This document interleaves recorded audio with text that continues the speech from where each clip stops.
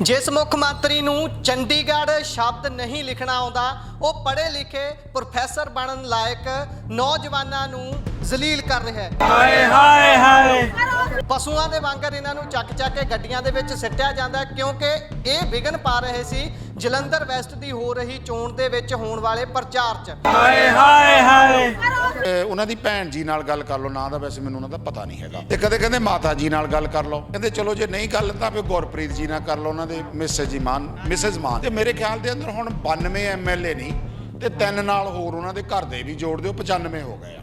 ਜਦੋਂ ਅਸੀਂ ਆਪਣਾ ਵਿਰੋਧ ਪ੍ਰਦਰਸ਼ਨ ਸ਼ੁਰੂ ਕੀਤਾ ਉਸੇ ਟਾਈਮ ਉਹਨਾਂ ਨੇ ਸਾਨੂੰ ਗੱਡੀਆਂ ਦੇ ਵਿੱਚ ਪਾ ਕੇ ਸਾਡੀ ਖਿੱਚ-ਧੂ ਕੀਤੀ ਸੀ, ਸਾਨੂੰ ਘੜੀਸ ਕੇ ਉਹਨਾਂ ਨੇ ਬੱਸਾਂ ਦੇ ਵਿੱਚ ਸਿੱਟ ਲਿਆ। ਬਕਾਇਦਾ ਵੀਡੀਓ ਸੋਸ਼ਲ ਮੀਡੀਆ ਤੇ ਵਾਇਰਲ ਹੋ ਰਹੀਆਂ ਆ। ਹਾਏ ਹਾਏ ਹਾਏ ਤੇ ਮੈਂ ਦੇਖਿਆ ਜਾ ਕੇ ਥਾਣੇ ਦੇ ਅੰਦਰ ਥੱਲੇ ਬੈਠੀਆਂ ਹੋਈਆਂ ਨੇ, ਥੱਲੇ ਬਿਠਾ ਜ਼ਮੀਨ ਤੇ ਬੈਠੀ। ਤੁਸੀਂ ਪਹਿਲਾਂ ਦੱਸ ਰਹੇ ਸੀ ਆਫ ਰਿਕਾਰਡ ਵੀ ਇਹਨੂੰ ਬੱਚੀ ਨੂੰ ਵੀ ਨਹੀਂ ਉਹਨਾਂ ਨੇ ਛੱਡਿਆ, ਵੀ ਇਹਨੂੰ ਵੀ ਨਾਲ ਹੀ ਗ੍ਰਿਫਤਾਰ ਕਰਕੇ ਤੁਹਾਡੇ ਲੈ ਗਏ ਸੀ। ਕਹਿੰਦੇ ਮੇਰੀ ਬੱਚੀ ਰੋ ਰਹੀ ਸੀ, ਡਰ ਕੇ ਪਿੱਛੇ ਨੂੰ ਖੜ ਗਈ, ਤਾਂ ਉਹਨਾਂ ਨੇ ਇਹਨਾਂ ਦੀ ਬਾਂਹ ਤੋਂ ਫੜ ਕੇ ਘੜੀਸ ਕੇ ਇਸ ਨੂੰ ਜਿਹੜਾ ਗੱਡੀ ਦੇ ਵਿੱਚ ਬਿਠਾਇਆ। ਇਸ ਦੇ ਕਾਰਨ ਜਿਹੜੇ ਸਾਡੇ ਘਰ ਦੀ ਚੁੱਲ੍ਹਿਆਂ ਦੀ ਅੱਗ ਜਿਹੜੀ ਆ ਬੁਝੀ ਹੋਈ ਆ। ਅਸੀਂ ਮਾਨਸਿਕ ਤੌਰ ਤੇ ਪਰੇਸ਼ਾਨ ਆ, ਇਸ ਕਰਕੇ ਅਸੀਂ 10 ਮਹੀਨੇ ਤੋਂ ਸੜਕਾਂ ਤੇ ਰੁਲ ਰਹੇ ਆ। ਕਿਹੜੇ ਇੱਟਾਂ ਰੋੜੇ ਭਗਵੰਤ ਮਾਨ ਦੇ ਘਰੇ ਉਹਨਾਂ ਨੇ ਮਾਰ ਦਿੱਤੇ, ਜਿਹੜੀ ਐਡੀ ਵੱਡੀ ਉਹਨਾਂ ਨੂੰ ਸਜ਼ਾ ਦਿੱਤੀ ਜਾ ਰਹੀ ਸੀ। ਤੇ ਭਗਵੰਤ ਮਾਨ ਜੀ ਡਲਾ ਤਾਂ ਤੁਹਾਡੇ ਕਿਸੇ ਨੇ ਮਾਰਿਆ ਨਹੀਂ, ਪਰ ਹੁਣ ਲੋਕਾਂ ਨੇ ਤੁਹਾਡੇ ਇੱਟਾਂ ਰੋੜੇ ਨਹੀਂ ਮਾਰਨੇ, ਲੋਕਾਂ ਨੇ ਤੁਹਾਡੇ ਜੁੱਤੀਆਂ ਮਾਰਿਆ ਕਰਨੀਆਂ। ਕਿ ਜੀ ਦੇਖੋ ਸੀਐਮ ਸਾਹਿਬ ਦਾ ਤਾਂ ਸ਼ਡਿਊਲ ਬਿਜ਼ੀ ਆ, ਤੁਸੀਂ ਉਹਨਾਂ ਦੀ ਸਿਸਟਰ ਦੇ ਨਾਲ ਬੈਠ ਕੇ ਗੱਲ ਕਰ ਲਓ ਕਿਉਂਕਿ ਮਸਲੇ ਉਹੀ ਹੱਲ ਕਰਦੇ ਆ।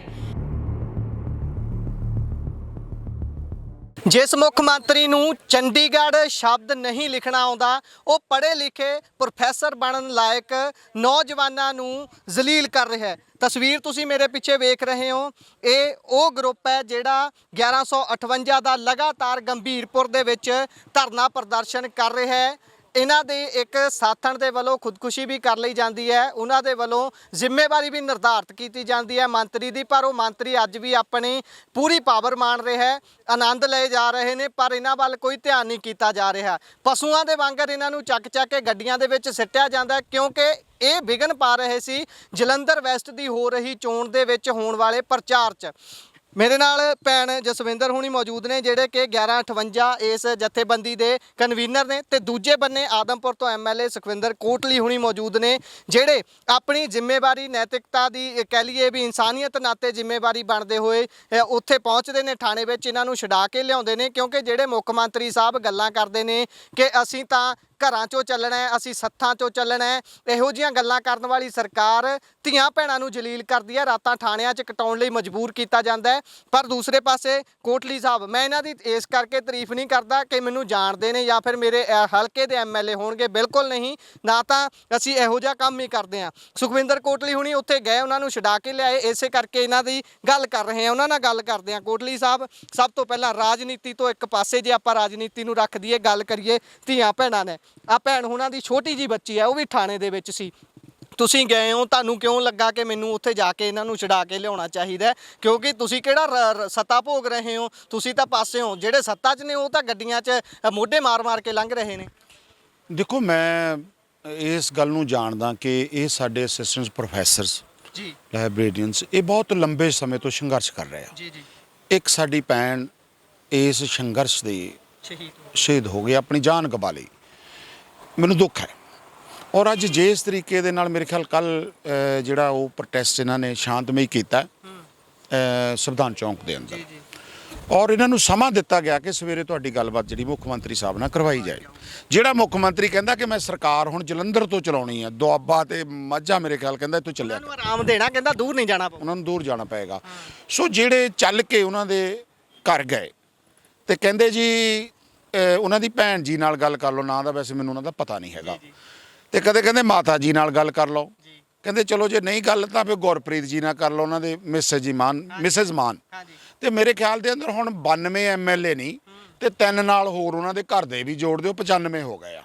ਇੱਥੇ ਮੈਂ ਕੋਟਲੀ ਸਾਹਿਬ ਇੱਕ ਗੱਲ ਜੋੜ ਦਿਆਂ, ਉਹਨਾਂ ਤੋਂ ਕੋਈ ਕਨਸਟੀਟਿਊਸ਼ਨਲ ਅਹੁਦਾ ਲੱਗਦਾ ਤੁਹਾਨੂੰ ਵੀ? ਉਹ ਉਹਨਾਂ ਨੂੰ ਕਹਿੰਦੇ ਵੀ ਉਹਨਾਂ ਨਾਲ ਮੀਟਿੰਗ ਕਰ ਲਓ, ਜਾਂ ਫਿਰ ਉਹਨਾਂ ਨੂੰ ਕੋਈ ਕਲਮ ਦਿੱਤੀ ਹੋਈ ਭਾਈ ਜੇ ਇਹ ਕਹਿ ਦੇਣਗੇ ਆਪਾਂ ਨੌਕਰੀਆਂ ਇਹਨਾਂ ਦੀਆਂ ਪੱਕੀਆਂ, ਇਹਨਾਂ ਨੂੰ ਬਿਠਾ ਦਾਂਗੇ ਕਾਲਜਾਂ 'ਚ? ਜਿਹੜੀ ਉਹਨਾਂ ਨੂੰ ਪਾਵਰ ਦਿੱਤੀ ਹੋਈ ਨਾ, ਉਹ ਇਹਨਾਂ ਦੇ ਹੀ ਐਮਐਲਏ ਨੇ ਜਿਹੜਾ ਰਿਹਾ ਇਹਨਾਂ ਦੇ ਨਾਲ, ਜਿਹੜਾ ਬੜਬੜੀਆਂ ਗੱਲਾਂ ਕਰਦਾ, ਉਹਨੇ ਪੋਲ ਖੋਲ ਦਿੱਤੀ ਪਿਛਲੇ ਦਿਨਾਂ ਦੇ ਅੰਦਰ ਕਿ ਇਹਨਾਂ ਦੇ ਭੈਣ ਜੀ ਕਿੰਨੇ ਪੈਸੇ ਲੈਂਦੇ ਆ, ਬੀਬੀ ਜੀ ਕਿੰਨੇ ਮੰਗਦੇ ਆ। ਇਹ ਸਾਰਿਆਂ ਦੇ ਮੇਰਾ ਦੋਸ਼ ਨਹੀਂ ਹੈ, ਇਹਨਾਂ ਦਾ ਐਮਐਲਏ ਔਰ ਦੋਸ਼ ਲਾ ਗਿਆ। ਇਸ ਕਰਕੇ ਉਹਨਾਂ ਨੂੰ ਅਧਿਕਾਰ ਦਿੱਤੇ ਹੋਏ ਆ, ਉਹਨਾਂ ਕੋ ਇਹ ਕੋਈ ਰਾਈਟ ਨਹੀਂ ਹੈ। ਚਲੋ ਠੀਕ ਹੈ, ਇਹਨਾਂ ਨੇ ਉਹਨਾਂ ਦੇ ਸਾਹਮਣੇ ਕੋਈ ਗੱਲ ਕੀਤੀ ਵੀ ਸ਼ਾਇਦ ਮਾਨ ਸਾਹਿਬ ਦੇ ਕੰਨ 'ਚ ਫੂਕ ਮਾਰ ਦੇਣਗੇ ਕਿ ਬੀਬੀਆਂ ਭੈਣਾਂ ਦੀ, ਅਸਿਸਟੈਂਟ ਪ੍ਰੋਫੈਸਰ ਸਾਹਿਬਾਨ ਦੀ, ਸਾਡੇ ਬੱਚਿਆਂ ਦੀ, ਮੁੰਡੇ ਕੁੜੀਆਂ ਦੀ ਮੰਗ ਜਿਹੜੀ ਜਾਇਜ਼ ਹੈ। ਤੇ ਮਾਨ ਸਾਹਿਬ ਕੋਲ ਤਾਂ ਸਮਾਂ ਨਹੀਂ।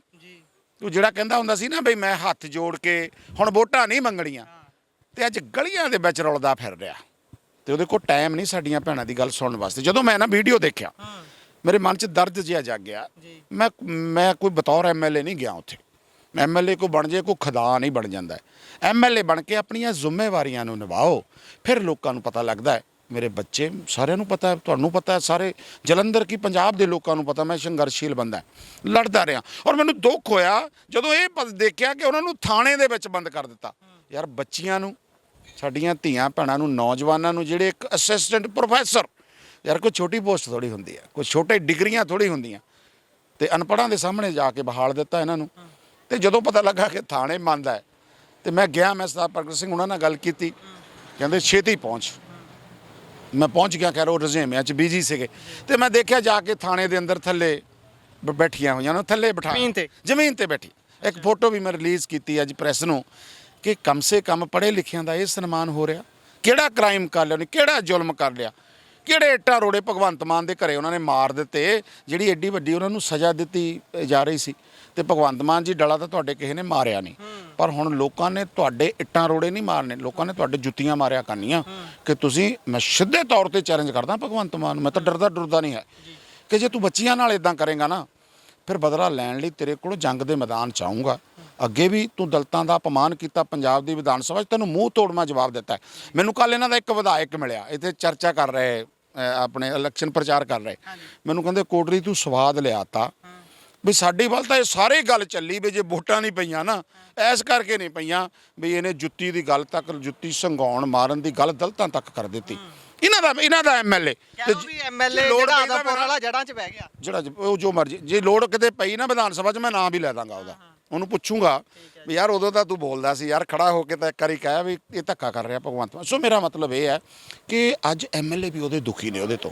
ਸੋ ਮੈਂ ਮੁੱਕਦੀ ਗੱਲ ਇਹ ਹੈ ਕਿ ਮੇਰਾ ਫਰਜ਼ ਸੀ, ਮੇਰੀ ਇਹ ਡਿਊਟੀ ਸੀ। ਮੈਂ ਬਿਲਕੁਲ ਨਹੀਂ ਕਹਿੰਦਾ ਕਿ ਕੋਈ ਪੋਲੀਟੀਕਲੀ ਕਵੇ ਵੀ ਕਾਂਗਰਸ ਦਾ ਐਮਐਲਏ ਉੱਥੇ ਗਿਆ, ਨਾ ਸਿਰਫ ਇਹ ਕਹੋ ਕਿ ਸੁਖਵਿੰਦਰ ਕੋਟਲੀ ਗਿਆ ਉੱਥੇ। ਬਹੁਤ ਧੰਨਵਾਦ। ਤਾਂ ਕਿ ਲੋਕਾਂ ਦੀ ਆਵਾਜ਼, ਇਹਨਾਂ ਨੇ ਸਾਡੇ ਦੇਸ਼ ਦਾ ਭਵਿੱਖ ਬਣਨਾ ਹੈ। ਇਹ ਆਉਣ ਵਾਲੀ ਜਨਰੇਸ਼ਨ ਹੈ, ਸਾਡੇ ਤੋਂ ਬਾਅਦ ਦੀ ਇਹ ਪੀੜ੍ਹੀ ਹੈ। ਇਹਨਾਂ ਨੇ ਸਮਾਜ ਨੂੰ ਸਾਂਭਣਾ, ਵਿਦਿਆਰਥੀ ਵਰਗ ਨੂੰ ਸਾਂਭਣਾ, ਨੌਜਵਾਨਾਂ ਨੂੰ ਸਾਂਭਣਾ। ਤੇ ਅੱਜ ਧੀਆਂ ਭੈਣਾਂ ਬੱਚੀਆਂ, ਯਾਰ ਥਾਣਿਆਂ ਦੇ ਵਿੱਚ ਲਿਜਾ ਕੇ ਤੁਸੀਂ ਉਹਨਾਂ ਨੂੰ ਥੱਲੇ ਬਿਠਾਇਆ ਹੋਵੇ, ਤੇ ਮੇਰੇ ਖਿਆਲ ਦੇ ਅੰਦਰ ਭਗਵੰਤ ਮਾਨ ਜੀ ਧੀ ਤੇਰੇ ਵੀ ਜੰਮੀ ਹੈ। ਤੂੰ ਕਹਿੰਦਾ ਹੁੰਦਾ ਸੀ ਨਾ ਨੰਨੀ ਬੱਚੀ, ਤੇ ਇਹ ਵੀ ਸਾਡੀਆਂ ਨੰਨੀਆਂ ਬੱਚੀਆਂ ਨੇ, ਇਹ ਵੀ ਸਾਡੀਆਂ ਧੀਆਂ ਭੈਣਾਂ ਨੇ। ਇਹਨਾਂ ਦੀ ਇੱਜ਼ਤ ਦਾ ਵੀ ਥੋੜਾ ਜਿਹਾ ਖਿਆਲ ਕਰ। ਤੈਨੂੰ ਬੰਦੇ ਦਾ ਪੁੱਤ ਬਣਾਇਆ ਪਹਿਲਾਂ ਪੰਜਾਬ ਦੇ ਲੋਕਾਂ ਨੇ, ਤੇ ਹੁਣ ਜਲੰਧਰ ਦੇ ਲੋਕਾਂ ਨੇ ਫੇਰ ਤੈਨੂੰ ਬੰਦੇ ਦਾ ਪੁੱਤ ਬਣਾ। ਇਹ ਮੇਰੇ ਸ਼ਬਦ ਨਹੀਂ ਹੈ, ਇਹ ਭਗਵੰਤ ਮਾਨ ਨੇ ਪੰਜਾਬ ਦੀ ਵਿਧਾਨ ਸਭਾ 'ਚ ਸਾਨੂੰ ਕਹੇ ਕਿ ਤੁਸੀਂ ਬੰਦੇ ਦੇ ਪੁੱਤਾਂ ਵਾਲੀ ਗੱਲ ਕਰੋ। ਮੈਂ ਇਸ ਕਰਕੇ ਉਹਨੂੰ ਕਹਿ ਰਿਹਾ ਕਿ ਭਗਵੰਤ ਮਾਨ ਜੀ ਅਸੀਂ ਤਾਂ ਬੰਦੇ ਦੇ ਪੁੱਤ ਹੈਗੇ ਆ, ਪਰ ਤੈਨੂੰ ਲੋਕ ਹੁਣ ਬੰਦੇ ਦਾ ਪੁੱਤ ਬਣਾ ਕੇ ਚੰਗੀ ਤਰ੍ਹਾਂ ਛੱਡਣਗੇ। ਆਹ ਲੜ ਜੰਗ ਦੇ ਮੈਦਾਨ ਦੇ ਅੰਦਰ ਤੇ ਤੋਂ ਕੋਈ ਡਰਨ ਵਾਲਾ ਮੈਂ ਹੈ ਨਹੀਂ। ਪਰਚੇ ਪੁਰਚੇ ਤਾਂ ਅੱਗੇ ਵੀ ਬਥੇਰੇ ਹੁੰਦੇ ਹੀ ਰਹੇ ਆ, ਕਿਹੜੀ ਗੱਲ ਹੈ, ਕੋਈ ਪ੍ਰੋਬਲਮ ਨਹੀਂ। ਜੇ ਲੜਦੇ ਆ ਜਾਨ ਵੀ ਚਲੀ ਜਾਵੇ ਯਾਰੋ ਕੋਈ ਗੱਲ ਨਹੀਂ। ਤੇ ਕੋਲ ਸਲੂਟ ਤਾਂ ਤੁਹਾਨੂੰ ਪਤਾ ਮੈਂ ਐਮਐਲਏ ਬਣ ਗਿਆ, ਉਹ ਮੌਤ ਦੇ ਵੇਲੇ ਸਲੂਟ ਤਾਂ ਹੁਣ ਪੈਣਾ ਹੀ ਪੈਣਾ, ਸਲਾਮੀ ਤਾਂ ਮਰਨ ਲੱਗਿਆ ਮਿਲਣੀ ਹੀ ਮਿਲਣੀ ਹੈ। ਤੇ ਪੰਜਾਬ ਦੀ ਵਿਧਾਨ ਸਭਾ 'ਚ ਵੀ ਸ਼ਰਧਾਂਜਲੀ ਮਿਲਣੀ ਹੈ। ਉਦੋਂ ਨੂੰ ਭਾਵੇਂ ਕੋਈ ਐਮਐਲਏ ਹੋਵੇ, ਕੋਈ ਮੁੱਖ ਮੰਤਰੀ, ਉਹਨੂੰ ਵੀ ਸ਼ਰਧਾਂਜਲੀ ਦੇਣੀ ਤਾਂ ਪੈਣੀ ਹੈ। ਯਾਰ ਆਓ ਹੱਕਾਂ ਲਈ ਲੜੀਏ, ਆਓ ਇਹਨਾਂ ਧੀਆਂ ਭੈਣਾਂ ਦੇ ਲਈ ਲੜੀਏ, ਜਿਨ੍ਹਾਂ ਧੀਆਂ ਭੈਣਾਂ ਲਈ ਲੜਦੀ ਇੱਕ ਸਾਡੀ ਧੀ ਜਿਹੜੀ ਹੈ ਉਹ ਸ਼ਹੀਦ ਹੋ ਗਈ, ਉਹਨੇ ਆਪਣੀ ਜਾਨ ਗਵਾ ਲਈ। ਤੇ ਜਿਹਦੀ ਜਾਨ ਹੀ ਚਲੀ ਜਾਵੇ ਫਿਰ ਅਣਖ ਇੱਜ਼ਤ ਕਿੱਥੇ ਹੈ, ਗੈਰਤ ਕਿੱਥੇ ਆ? ਅਸੀਂ ਪੰਜਾਬੀ ਗੈਰਤਮੰਦ ਲੋਕਾਂ ਲਈ ਲੜਦੇ ਰਹੇ ਹਾਂ। ਇੱਥੇ ਮੁਗਲ ਆਏ, ਇੱਥੇ ਅਫਗਾਨ ਆਏ, ਇੱਥੇ ਤੁਰਕ ਆਏ, ਕੌਣ ਨਹੀਂ ਆਇਆ ਇੱਥੇ?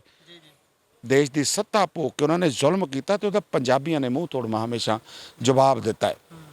ਇਸ ਕਰਕੇ ਮੈਂ ਤੁਹਾਡੇ ਮਾਧਿਅਮ ਦੇ ਰਾਹੀਂ ਭਗਵੰਤ ਮਾਨ ਨੂੰ ਕਹਿਣਾ ਚਾਹਨਾ, ਇਹਨਾਂ ਨਾ ਜ਼ੁਲਮ ਕਰ। ਮੈਨੂੰ ਅੱਜ ਬਹੁਤ ਦੁੱਖ ਹੈ, ਬਹੁਤ ਦੁੱਖ ਹੈ। ਜੇ ਕਿਤੇ ਸਵੇਰੇ ਕਿਤੇ ਮਿਲ ਮੁਲ ਗਿਆ ਨਾ, ਕਿਤੇ ਲੰਘਦੇ ਨੂੰਘਦੇ, ਤਾਂ ਇੱਕ ਵਾਰੀ ਸੜਕ ਤੇ ਉਹਦਾ ਘਰਾਓ ਜ਼ਰੂਰ ਕਰੂੰਗਾ, ਉਹਨੂੰ ਪਤਾ ਲੱਗ ਜਾਏ। ਭਾਵੇਂ ਅੱਜ ਮੈਨੂੰ ਕੋਈ ਪੁੱਛਦਾ ਸੀ ਇੰਟੈਲੀਜੈਂਸ ਵਾਲਾ, ਮੈਂ ਕਿਹਾ ਯਾਰ ਕੋਈ ਗੱਲ ਨਹੀਂ, ਮੇਰਾ ਦਾਅ ਤਾਂ ਲੱਗਣ ਦੇ, ਹਾਲੇ ਮੇਰਾ ਲੱਗਾ ਨਹੀਂ, 3-4 ਦਿਨ ਹੋਏ ਆ, ਮੇਰਾ ਦਾਅ ਲੱਗਾ ਨਾ, ਇਹਨੂੰ ਫਿਰ ਇੱਕ ਵਾਰੀ ਕਾਲੇ ਝੰਡੇ ਦਿਖਾ ਲੈਣੇ, ਇਹਨੂੰ ਬੰਦੇ ਦਾ ਪੁੱਤ ਬਣਾਉਣਾ। ਪਹਿਲਾਂ ਦਿਖਾਈ ਸੀ ਉਹ ਤਾਂ ਥੋੜਾ ਜਿਹਾ ਸੀਗਾ, ਮਤਲਬ ਇੱਕ ਟ੍ਰੇਲਰ ਜਿਹਾ ਸੀਗਾ। ਮੈਨੂੰ ਦੁੱਖ ਹੈ, ਭੈਣਾਂ ਦਾ ਮੈਨੂੰ ਦੁੱਖ ਹੈ, ਆ ਨੌਜਵਾਨਾਂ ਦਾ, ਆਪਣੇ ਪ੍ਰੋਫੈਸਰ ਸਾਹਿਬਾਨ ਦਾ ਦੁੱਖ ਹੈ। ਇਹ ਮੇਰਾ ਦਰਦ ਹੈ। ਮੈਂ ਕੋਈ ਕਾਂਗਰਸ ਦਾ ਬਤੌਰ MLA ਨਹੀਂ ਗਿਆ, ਨਾ ਮੈਂ ਅਜਿਹਾ ਬਣ ਕੇ ਜਾਣਾ। ਇਨਸਾਨੀਅਤ ਦੇ ਨਾਲ ਮੈਂ ਤਾਂ ਇਨਸਾਨ ਸੁਖਵਿੰਦਰ ਕੋਟਲੀ ਬਣ ਕੇ ਗਿਆ, ਜਿਹੜਾ ਪਹਿਲਾਂ ਸੀ। ਜੇ MLA ਬਣ ਗਿਆ, ਕੋਈ ਖੁਦਾ ਨਹੀਂ ਬਣ ਗਿਆ। ਲੋਕ ਹਿੱਤਾਂ ਦੀ ਲੜਾਈ ਲੜੀਏ। नौजवानों की शहादत किसी कौम की तमीर होती है, वतन के इश्क की जे मुंह बोलती तस्वीर होती है।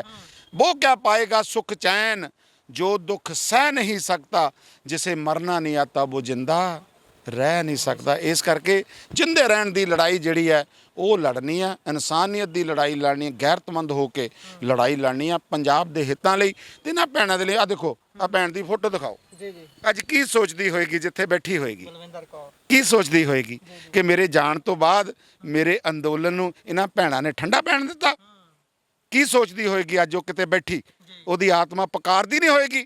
ਤੇ ਮੇਰੇ ਖਿਆਲ ਦੇ ਅੰਦਰ ਅੱਜ ਉਹ ਭੈਣ ਖੁਸ਼ ਵੀ ਹੁੰਦੀ ਹੋਏਗੀ, ਉਹਦੀ ਆਤਮਾ ਖੁਸ਼ ਵੀ ਹੁੰਦੀ ਹੋਏਗੀ ਕਿ ਇਹਨਾਂ ਭੈਣਾਂ ਨੇ, ਉਹਦੀਆਂ ਸਾਥਣਾਂ ਨੇ, ਉਹਦੇ ਭਰਾਵਾਂ ਨੇ, ਉਹਦੇ ਨੌਜਵਾਨ ਵੀਰਾਂ ਨੇ ਉਸ ਅੰਦੋਲਨ ਨੂੰ ਅੱਗੇ ਜਾਰੀ ਰੱਖਿਆ। ਇਹ ਮੇਰਾ ਦਰਦ ਹੈ। ਇਹ ਭਗਵੰਤ ਮਾਨ ਤੱਕ ਪਹੁੰਚਾਓ, ਇਹਨੂੰ ਬੰਦੇ ਦਾ ਪੁੱਤ ਬਣਾਈਏ। ਬਹੁਤ ਬਹੁਤ ਧੰਨਵਾਦ। ਸੋ ਇਹ ਸਨ ਸਾਡੇ ਨਾਲ ਆਦਮਪੁਰ ਤੋਂ MLA ਸੁਖਵਿੰਦਰ ਕੋਟਲੀ ਹੋਣੀ। ਹੁਣ ਆਉਂਦੇ ਆ ਇਸ ਫਰੰਟ ਦੇ ਵੱਲ। ਸਾਡੇ ਨਾਲ ਇਹਨਾਂ ਦੇ ਕਨਵੀਨਰ ਮੌਜੂਦ ਨੇ। ਭੈਣੇ, ਸਭ ਤੋਂ ਪਹਿਲਾਂ ਜਲੰਧਰ 'ਚ ਆਏ ਹੋਏ ਹੋ, ਜਲੰਧਰ ਪੱਛਮੀ ਦੀ ਚੋਣ ਹੈ, ਤੁਸੀਂ ਗੰਭੀਰਪੁਰ ਤੋਂ ਉੱਠ ਕੇ ਇੱਥੇ ਪ੍ਰਦਰਸ਼ਨ ਕਰਨ ਆਏ ਹੋਏ, ਕੋਈ ਆਸ ਲੈ ਕੇ ਆਏ ਹੋਵੋਗੇ ਵੀ ਚੱਲ ਭਾਈ ਮੀਟਿੰਗ ਹੀ ਮਿਲ ਜਾਂਦੀ, ਹੋਰ ਤਾਂ ਕੀ ਹੁੰਦਾ, ਮੀਟਿੰਗ ਮਿਲ ਜੂ, ਕੋਈ ਹੱਲ ਤੱਕ ਗੱਲ ਪਹੁੰਚ ਜੂ, ਪਰ ਤੁਹਾਡੇ ਨਾਲ ਹੋਇਆ ਕੀ ਅੱਜ ਸਾਰਾ ਕੁਝ? ਸਰ, ਸਾਡੇ ਨਾਲ ਜੋ ਹੋਇਆ ਉਹ ਤੁਹਾਡੇ ਸਾਹਮਣੇ ਆ। ਜਦੋਂ ਅਸੀਂ ਆਪਣਾ ਵਿਰੋਧ ਪ੍ਰਦਰਸ਼ਨ ਸ਼ੁਰੂ ਕੀਤਾ, ਉਸੇ ਟਾਈਮ ਉਹਨਾਂ ਨੇ ਸਾਨੂੰ ਗੱਡੀਆਂ ਦੇ ਵਿੱਚ ਪਾ ਕੇ ਸਾਡੀ ਖਿੱਚ ਧੂ ਕੀਤੀ ਸੀ, ਸਾਨੂੰ ਘੜੀਸ ਕੇ ਉਹਨਾਂ ਨੇ ਬੱਸਾਂ ਦੇ ਵਿੱਚ ਸਿੱਟ ਲਿਆ। ਬਕਾਇਦਾ ਵੀਡੀਓ ਸੋਸ਼ਲ ਮੀਡੀਆ ਤੇ ਵਾਇਰਲ ਹੋ ਰਹੀਆਂ ਆ। ਤੇ ਉੱਥੇ ਉਹਨਾਂ ਨੇ ਸਾਡੇ ਨਾਲ ਗਾਲੀ ਗਲੋਚ ਕੀਤਾ, ਸਾਡੇ ਮੋਬਾਈਲ ਫੋਨ ਖੋਲ੍ਹੇ, ਸਾਡੇ ਨਾਲ ਧੱਕਾ ਮੁੱਕੀ ਕੀਤਾ, ਮਨ ਕੇ ਮਨੁੱਖੀ ਵਿਵਹਾਰ ਜਿਹੜਾ ਉਹ ਉਹਨਾਂ ਨੇ ਸਾਡੇ ਨਾਲ ਕੀਤਾ, ਪੁਲਿਸ ਪ੍ਰਸ਼ਾਸਨ ਨੇ। ਤੇ ਜਦੋਂ ਸਾਨੂੰ ਉਹਨਾਂ ਨੇ 4 ਵਜੇ ਥਾਣਿਆਂ ਦੇ ਅੰਦਰ ਲੈ ਗਏ, ਜਦੋਂ ਅਸੀਂ ਉੱਥੇ ਵੀ ਨਹੀਂ ਉਤਰਦੇ ਸੀ, ਫਿਰ ਵੀ ਉਹਨਾਂ ਨੇ ਸਾਨੂੰ ਘੜੀਸ ਕੇ ਜਿਹੜੇ ਉੱਥੋਂ ਨੀਚੇ ਉਤਾਰਿਆ। ਸਾਡਾ ਜਿਹੜਾ ਮਾਈਕ ਸੀ ਉਹ ਤੋੜ ਦਿੱਤਾ ਗਿਆ। ਮਤਲਬ ਕਿ ਬਹੁਤ ਅਣਮਨੁੱਖੀ ਵਤੀਰਾ ਜਿਹੜਾ ਸਾਡੇ ਨਾਲ ਕੀਤਾ ਉਹਨਾਂ ਨੇ। ਉਸ ਤੋਂ ਬਾਅਦ 4 ਘੰਟੇ ਸਾਨੂੰ ਅੰਦਰ ਬਿਠਾਈ ਰੱਖਿਆ। ਤੇ ਜਦੋਂ ਅਸੀਂ ਜਿਹੜੇ ਸਾਡੇ ਫੋਨ ਖੋਏ, ਪਰ ਅਸੀਂ ਜਦੋਂ ਪਹਿਲਾਂ ਹੀ ਵੀਡੀਓ ਬਣਾਈਆਂ ਸੀ, ਉਸੇ ਤਰ੍ਹਾਂ ਜਿਹੜੀਆਂ ਸੋਸ਼ਲ ਮੀਡੀਆ ਤੇ ਜਿੰਨੇ ਵੀ ਸਾਡੇ ਸਾਥੀ ਸੀਗੇ, ਇਨਸਾਫ ਪਸੰਦ ਲੋਕ ਸੀਗੇ, ਉਹਨਾਂ ਨੂੰ ਭੇਜ ਦਿੱਤੀਆਂ ਸੀਗੀਆਂ ਤੇ ਉਹ ਵਾਇਰਲ ਹੋ ਗਈਆਂ। ਉਹਨਾਂ ਨੇ ਟਵੀਟ ਵਗੈਰਾ ਕਰ ਦਿੱਤੇ। ਉਸ ਤੋਂ ਹੀ ਸਾਡੇ ਜਿਹੜੇ ਇਲਾਕੇ ਦੇ ਜੋ ਵੀ ਸਾਡੇ MLA ਸਾਹਿਬਾਨ, ਜਾਂ ਤੁਹਾਨੂੰ ਮੈਂ ਪਹਿਲਾਂ ਹੀ ਦੱਸ ਚੁੱਕੀ, ਇਨਸਾਫ ਪਸੰਦ ਲੋਕ, ਉਹਨਾਂ ਨੇ ਜਦੋਂ ਸਾਡਾ ਦੁੱਖ ਦੇਖਿਆ, ਸੁਣਿਆ, ਉਹਨਾਂ ਨੂੰ ਲੱਗਾ ਕਿ ਸਾਨੂੰ ਜਾਣਾ ਚਾਹੀਦਾ, ਕਿਉਂਕਿ ਅਸੀਂ ਕਿਸੇ ਨੂੰ ਪਰਸਨਲੀ ਨਹੀਂ ਕਾਲ ਕਰ ਸਕੇ, ਸਾਡੇ ਫੋਨ ਉਹਨਾਂ ਦੇ ਕੋਲ ਸੀਗੇ। ਤੇ ਉਹ ਸਾਨੂੰ ਫਿਰ ਉਹਨਾਂ ਨੇ ਸਾਨੂੰ ਰਾਤ ਦੇ 9 ਵਜੇ ਥਾਣੇ ਦੇ ਵਿੱਚੋਂ ਰਿਲੀਜ਼ ਕੀਤਾ। ਅਗਰ ਉਹ ਸਾਡੀ ਆਵਾਜ਼ ਜਾਂ ਕਿਸੇ ਵੀ ਤਰੀਕੇ ਉਹਨਾਂ ਤੱਕ ਸਾਡਾ ਜਿਹੜਾ ਇਹ ਸੰਦੇਸ਼ ਨਹੀਂ ਪਹੁੰਚਦਾ, ਤੇ ਸ਼ਾਇਦ ਅਸੀਂ ਹੁਣ ਵੀ ਥਾਣੇ ਦੇ ਵਿੱਚ ਹੁੰਦੇ। ਲੱਗਦਾ ਵੀ ਅੱਜ ਰਾਤ ਲਵਾਉਂਦੇ ਥਾਣੇ 'ਚ ਤੁਹਾਡੀ? ਬਿਲਕੁਲ ਸਰ, ਇਸ ਤੋਂ ਪਹਿਲਾਂ ਵੀ ਸਾਡੇ ਨਾਲ ਇਸ ਤਰ੍ਹਾਂ ਹੋ ਚੁੱਕਾ ਆ। ਤਾਂ ਲੱਗੀਆਂ ਨੇ ਅੱਗੇ ਜਦੋਂ ਪ੍ਰਦਰਸ਼ਨ ਕਰਦੇ ਹੋ ਇਦਾਂ ਰਾਤ ਨੂੰ ਥਾਣੇ 'ਚ? ਬਿਲਕੁਲ ਸਰ, ਜਦੋਂ ਬਰਨਾਲੇ ਮੀਤ ਹੇਅਰ ਜੀ ਸਿੱਖਿਆ ਮੰਤਰੀ ਸੀਗੇ, ਉਦੋਂ ਸਾਡਾ ਪ੍ਰਦਰਸ਼ਨ ਹੋਇਆ ਸੀ। ਉੱਥੇ ਉਹਨਾਂ ਨੇ ਸਾਡੇ ਤੇ ਲਾਠੀ ਚਾਰਜ ਕਰਕੇ ਸਾਨੂੰ ਵੱਖ-ਵੱਖ ਥਾਣਿਆਂ ਦੇ ਵਿੱਚ ਬੰਦ ਕਰ ਦਿੱਤਾ ਗਿਆ ਸੀਗਾ, ਤੇ ਉੱਥੇ ਰਾਤ ਦੇ 12 ਵਜੇ ਤੱਕ ਬਿਠਾਈ ਰੱਖਿਆ। ਉਦੋਂ ਵੀ ਉੱਥੇ ਦੀਆਂ ਜਥੇਬੰਦੀਆਂ ਨੂੰ ਜਦੋਂ ਪਤਾ ਲੱਗਾ ਸੀਗਾ, BKU ਟਕੌਂਦਾ, BKU ਗਰਾਹਾਂ, ਉਹ ਰਾਤ ਦੇ 12 ਵਜੇ ਉੱਥੇ ਪਹੁੰਚੇ।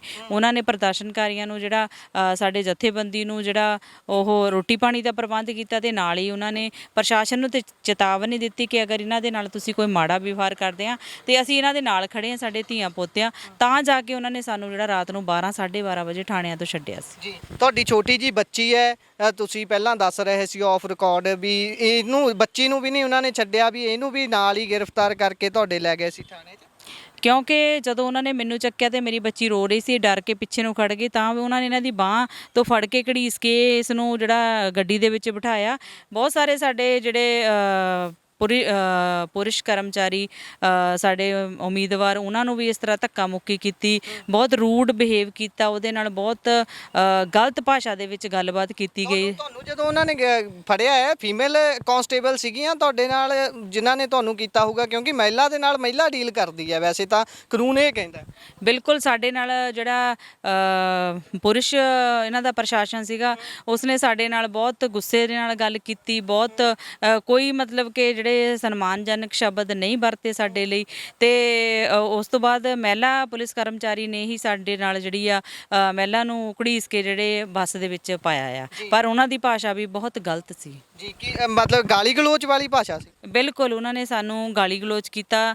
ਤੇ ਜਦੋਂ ਅਸੀਂ ਉੱਥੇ ਪਹੁੰਚੇ ਆ ਥਾਣੇ ਦੇ ਵਿੱਚ, ਤੇ ਸਾਡੇ ਬਹੁਤ ਸਾਰੇ ਸਾਥੀਆਂ ਨੇ ਕਿਹਾ ਕਿ ਮੈਡਮ ਇਹਨਾਂ ਨੇ ਸਾਡੇ ਨਾਲ ਬਹੁਤ ਬਦਤਮੀਜ਼ੀ ਦੇ ਨਾਲ ਤੇ ਗਾਲੀ ਗਲੋਚ ਵਾਲੀ ਜਿਹੜੀ ਭਾਸ਼ਾ ਵਰਤੀ ਆ। ਤੇ ਫਿਰ ਅਸੀਂ ਜਿਹੜਾ ਉਸ ਚੀਜ਼ ਨੂੰ ਚਲੋ ਕਿ ਇਹਨਾਂ ਦੀ ਡਿਊਟੀ ਬਣਦੀ ਹੈ, ਅਸੀਂ ਇਹਨਾਂ ਦੀ ਉਹ ਚੀਜ਼ ਨੂੰ ਸਮਝਦੇ ਹੋਏ ਅਸੀਂ ਜਿਹੜਾ ਆ ਉੱਥੇ ਬੈਠੇ। ਚਲੋ ਸਾਡੇ ਕੋਲ ਕੋਈ ਆਪਸ਼ਨ ਨਹੀਂ ਸੀਗੀ ਕਿ ਅਸੀਂ ਕਰ ਨਹੀਂ ਸੀ ਸਕਦੇ ਕੁਝ, ਪਰ ਸਾਡੇ ਕੋਲ ਕੋਈ ਫੋਨ ਦਾ ਵੀ ਸਾਧਨ ਨਹੀਂ ਸੀ ਕਿ ਅਸੀਂ ਕਿਸੇ ਨੂੰ ਫੋਨ ਕਰ ਸਕੀਏ। ਹਾਂਜੀ ਬਿਲਕੁਲ, ਸਾਨੂੰ 5 ਘੰਟੇ ਜਿਹੜਾ ਉੱਥੇ ਨਜ਼ਰਬੰਦ ਕੀਤਾ। ਉਹ ਤੱਕ ਚਲੋ ਕੋਈ ਪਰਮਾਤਮਾ ਦੀ ਕੋਈ ਮਿਹਰ ਹੋਈ ਆ ਕਿ ਸਾਡੀ ਜਿਹੜੀ ਆਵਾਜ਼ ਆ ਉਹ ਲੋਕਾਂ ਤੱਕ ਪਹੁੰਚ ਚੁੱਕੀ ਸੀ ਤੇ ਜਿਹੜਾ ਸਾਨੂੰ ਛੁਡਵਾ ਕੇ ਲੈ ਆਏ ਜੀ। ਸੋ ਹੁਣ ਤੁਸੀਂ ਇੱਕ ਵਾਰੀ ਮੰਗਾਂ ਜ਼ਰੂਰ ਦੁਹਰਾ ਦਿਓ ਅੰਤ ਦੇ ਵਿੱਚ।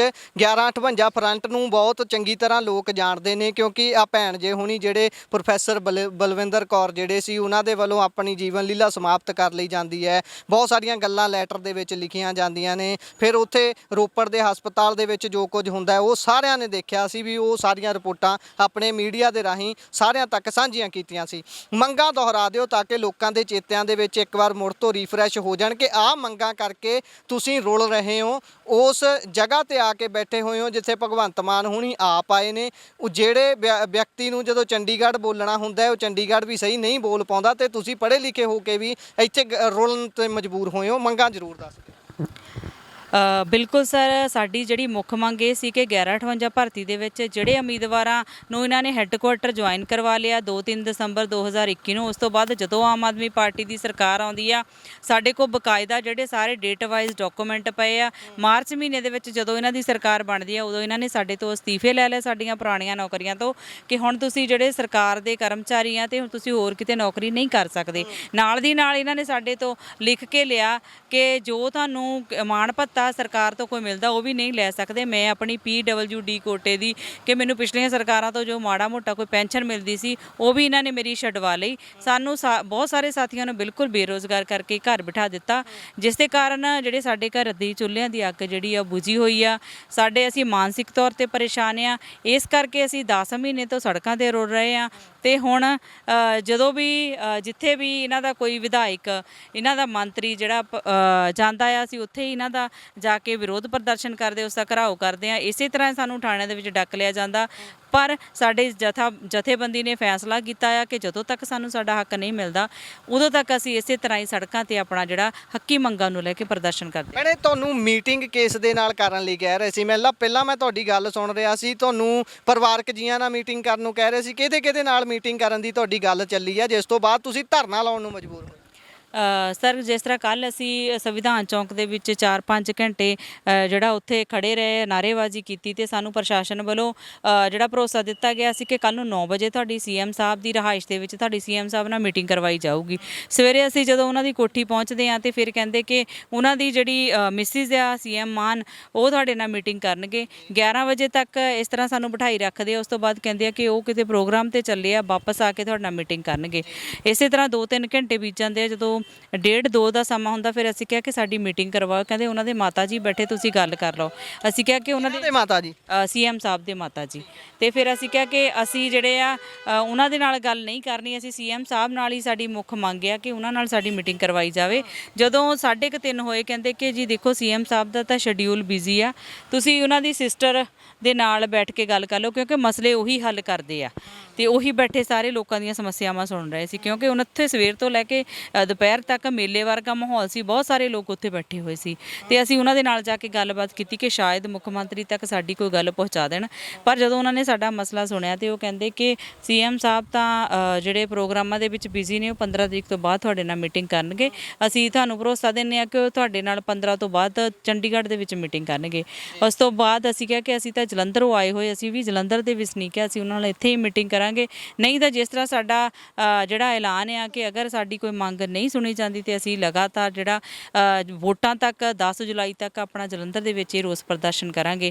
ਅਸੀਂ ਕੱਲ ਅੱਜ 2 ਦਿਨ ਹੋ ਗਏ, 2 ਦਿਨ ਬੀਤ ਚੁੱਕੇ, ਅਸੀਂ ਲਗਾਤਾਰ ਜਲੰਧਰ ਦੇ ਵਿੱਚ ਹੀ ਆ ਤੇ ਅੱਜ ਵੀ ਜਿਹੜਾ ਜਦੋਂ ਸਾਨੂੰ ਥਾਣਿਆਂ ਦੇ ਵਿੱਚੋਂ ਛੁਡਾ ਕੇ ਲੈ ਕੇ ਆਏ, ਅੱਜ ਵੀ ਅਸੀਂ ਤੇ ਜਲੰਧਰ, ਹਾਂਜੀ ਜਲੰਧਰ ਹੀ ਰੁਕਾਂਗੇ ਤੇ ਸਵੇਰੇ ਅਸੀਂ ਆਪਣਾ ਫਿਰ ਤੋਂ ਜਿਹੜਾ ਰੋਸ ਪ੍ਰਦਰਸ਼ਨ ਜਿਸ ਵੀ ਤਰੀਕੇ ਦਾ ਸਾਡੀ ਅਗਲੀ ਜਥੇਬੰਦੀ ਦਾ ਫੈਸਲਾ ਹੋਵੇ ਉਸ ਤਰ੍ਹਾਂ ਅਸੀਂ ਆਪਣਾ ਜਿਹੜਾ ਵਿਰੋਧ ਪ੍ਰਦਰਸ਼ਨ ਕਰਾਂਗੇ। ਬਹੁਤ ਧੰਨਵਾਦ ਤੁਹਾਡਾ। ਸੋ ਇਹ 1158 ਫਰੰਟ ਹੈ, ਇਹ ਭੈਣ ਜਸਵਿੰਦਰ ਕੌਰ ਹੁਣੀ ਨੇ ਜਿਹੜੇ ਵੀਲ ਚੇਅਰ ਤੇ ਨੇ, ਸੰਘਰਸ਼ ਲੜ ਰਹੇ ਨੇ। ਇਹ ਇਹਨਾਂ ਦੀ ਛੋਟੀ ਜਿਹੀ ਧੀ ਹੈ, ਇਹਦੀ ਪਰਵਰਿਸ਼ ਪਿਛਲੇ 3 ਸਾਲਾਂ ਤੋਂ ਤਾਂ ਇਸੇ ਧਰਨੇ ਦੇ ਨਾਲ ਹੋ ਰਹੀ ਹੈ। ਕੀ ਉਸ ਦੇ ਵਿਚਾਰ ਹੋਣਗੇ ਜਦੋਂ ਵੱਡੀ ਹੋਊਗੀ, ਉਸ ਦੇ ਵਿਚਾਰ ਫਿਰ ਬਾਗੀ ਕਿਸਮ ਦੇ ਹੋ ਸਕਦੇ ਨੇ, ਹੈ ਨਾ? ਇਹੀ ਗੱਲ ਹੈ ਨਾ। ਫਿਰ ਜਦੋਂ ਇਹੋ ਜਿਹੇ ਵਿਚਾਰ ਹੋਣਗੇ ਫਿਰ ਤੁਹਾਨੂੰ ਬਾਗੀ ਕਿਸਮ ਦੇ ਵਿਅਕਤੀ ਬਿਲਕੁਲ ਪਸੰਦ ਨਹੀਂ ਆਉਂਦੇ। ਫਿਰ ਤੁਸੀਂ ਕਹਿੰਦੇ ਹੋ ਕਿ ਇਹ ਤਾਂ ਜੀ ਸਾਡੇ ਰਾਸ ਨਹੀਂ, ਸਟੇਟ ਦੇ ਲਈ ਇਦਾਂ ਦੇ ਬੰਦੇ ਤੁਹਾਨੂੰ ਖਤਰਾ ਜਾਪਦੇ ਨੇ ਜਾਂ ਫਿਰ ਗਲਤ ਜਾਪਦੇ ਨੇ। 1158 ਫਰੰਟ ਦੇ ਨਾਲ ਗੱਲਬਾਤ ਕੀਤੀ ਹੈ, ਇਹਨਾਂ ਦਾ ਧਰਨਾ ਕਵਰ ਕਰਨ ਗਿਆ ਤੇ ਪੱਤਰਕਾਰਾਂ ਦੇ ਨਾਲ ਵੀ ਧੱਕਾ ਹੋਇਆ ਹੈ, ਉਹ ਵੀ ਤੁਸੀਂ ਰਿਪੋਰਟ ਬਹੁਤ ਜਲਦੀ ਇਸ ਪਲੇਟਫਾਰਮ ਦੇ ਜ਼ਰੀਏ ਦੇਖੋਗੇ। ਸੁਖਵਿੰਦਰ ਕੋਟਲੀ ਐਮਐਲਏ ਹੁਣਾਂ ਨਾਲ ਗੱਲਬਾਤ ਕੀਤੀ ਹੈ। 1158 ਫਰੰਟ ਦੀਆਂ ਮੰਗਾਂ ਤੁਹਾਨੂੰ ਭੈਣ ਹੁਣੀ ਸਾਰੀਆਂ ਦੱਸੀਆਂ ਨੇ। ਮੁੱਖ ਮੰਤਰੀ ਸਾਹਿਬ ਨੂੰ ਇੱਕ ਵਾਰ ਮੁੜ ਤੋਂ ਬੇਨਤੀ ਇਹਨਾਂ ਦੇ ਵੱਲੋਂ ਕੀਤੀ ਗਈ ਹੈ ਕਿ ਇਹਨਾਂ ਦਾ ਹੱਲ ਕੀਤਾ ਜਾਵੇ, ਨਹੀਂ ਤਾਂ ਗਿੱਦੜਬਾਹੇ 'ਚ ਚੋਣ ਹੋਣੀ ਹੈ, ਡੇਰਾ ਬਾਬਾ ਨਾਨਕ 'ਚ ਚੋਣ ਹੋਣੀ ਹੈ, ਚੱਬੇਵਾਲ 'ਚ ਚੋਣ ਹੋਣੀ ਹੈ, ਬਰਨਾਲੇ 'ਚ ਚੋਣ ਹੋਣੀ ਹੈ। ਬਹੁਤ ਸਾਰੀਆਂ ਜਗ੍ਹਾਵਾਂ ਪਈਆਂ ਨੇ। ਇਹਨਾਂ ਦਾ ਕਹਿਣਾ ਕਿ ਹਰ ਜਗ੍ਹਾ ਇਹ ਐਵੇਂ ਹੀ ਖੜੇ ਮਿਲਣਗੇ, ਕਿੰਨੀ ਵਾਰੀ ਫੜੋਗੇ, ਕਿੰਨੀ ਵਾਰੀ ਉਹਨਾਂ ਨੂੰ ਛੱਡੋਗੇ, ਕੀ ਕੁਝ ਕਰੋਗੇ, ਇਹ ਸਮਾਂ ਬਿਆਨ ਕਰੂਗਾ ਜਿਵੇਂ ਵੀ ਹੋਊਗਾ। ਪਰ ਅਸੀਂ ਹੱਕ ਸੱਚ ਦੀ ਆਵਾਜ਼ ਐਵੇਂ ਹੀ ਤੁਹਾਡੇ ਤੱਕ ਪਹੁੰਚਾਉਂਦੇ ਰਹਾਂਗੇ। ਜੁੜੇ ਰਹੋ ਪੰਜਾਬੀ ਰੇਡੀਓ ਤੇ ਪੰਜਾਬੀ ਟੀਵੀ USA ਨਾਲ। ਧੰਨਵਾਦ, ਸਤਿ ਸ਼੍ਰੀ ਅਕਾਲ।